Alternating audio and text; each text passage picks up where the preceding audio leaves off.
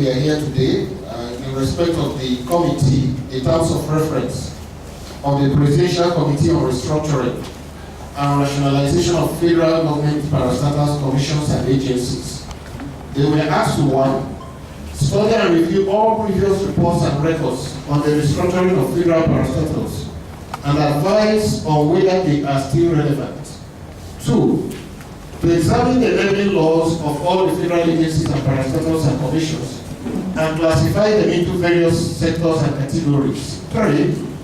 To examine critically the mandate of the existing federal agencies, parastatals and commissions and determine areas of overlap or duplication of functions and make appropriate recommendations to either restructure, merge or scrap some to eliminate such overlaps, duplications and redundancies. And finally, advise the government on any other matter incidental to the foregoing which might be relevant to the desire of government to pull down the cost of governance.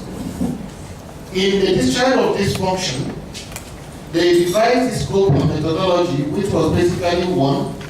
They had interactive sessions with federal government ministries, agencies, parastatals, and commissions. They reviewed their submissions and their mandates. 2. They referred to previous reports of government white paper on the review, harmonization, and rationalization of federal parastatals, institutions, and agencies. 3. They involved major stakeholders within the public service. 4. They sent out templates to ministries and offices for comprehensive listing of agencies, parastatals and commissions, the enabling acts and their mandates. They also invited memoranda from members of the public through advertisements in 4 national dailies, obtained copies of appropriation acts from 2009 to 2011 to ascertain the government financial involvement in all the agencies, and they also held dialogue with MDAs and leaders of past administrations, including those in the National Assembly. Now, the whole rationale for restructuring of these MDAs is to meet government's objectives and desire to cut down the cost of governance. And of course, you know, Nigerians have been complaining that the cost of running the administration is too high and that we need to cut it down so that we can reduce the money and release funds to pursue developmental objectives. I'm sure you are all living witnesses to the fact that our recurrent expenditure is so high, and what is left for capital expenditure at the end of the day on paper is about 20-something%. But at the end of the day, when the expenses are made, the actuals actually leave us with less than 20% of capital expenditure. And that's not the way forward for a nation that wants to develop. Now, in doing this, they designed some principles.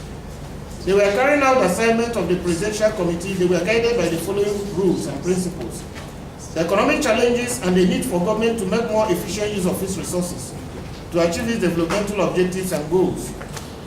The fact that Nigeria had undertaken reforms in the past, and it was imperative to reform to meet the challenges of a better socio-political and economic society. There was no need to create another body to perform the functions of an already existing statutory body.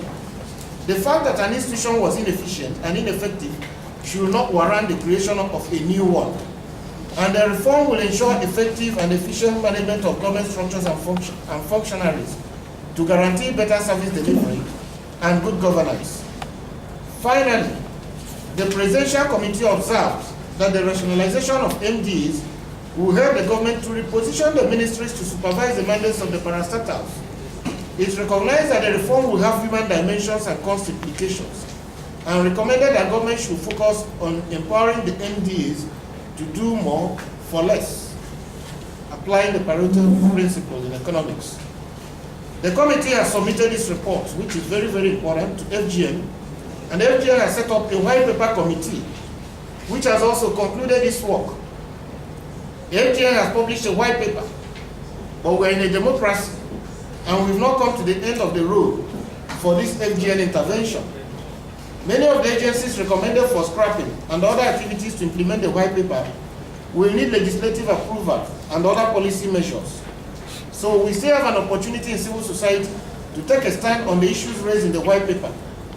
And therefore, we are here to find out: 1, critically review whether the objectives and principles stated at the beginning of the exercise have been reflected in the white paper. 2, whether the reforms support the larger reform picture of the Nigeria of our dreams. 3, seek entry points to engage the white paper. 4, seek out strategies for the engagement of the white paper.